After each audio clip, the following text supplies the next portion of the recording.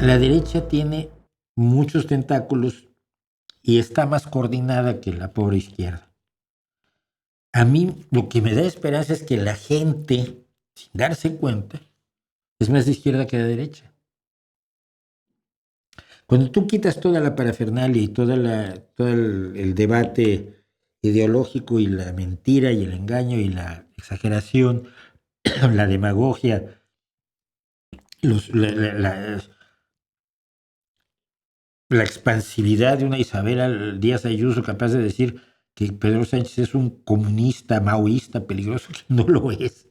Bueno, caerte bien, pero no exageres. O que el nuevo presidente de Corea del Sur es un comunista asesino.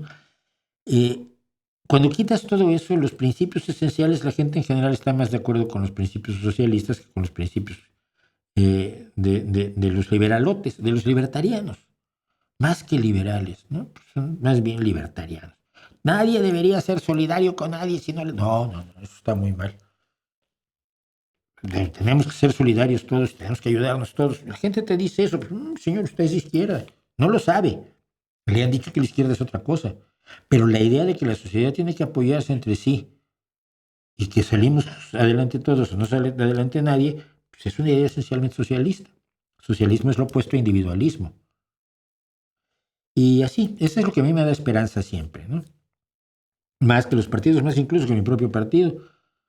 Aunque por lo menos en mi partido yo me siento junto a trabajadores y a obreros para las asambleas y ahí la voz de todos vale exactamente lo mismo, cosa que no pasa en los partidos en los que nunca participé, pero con los que estuve cerca de México, por decir algo, ¿no?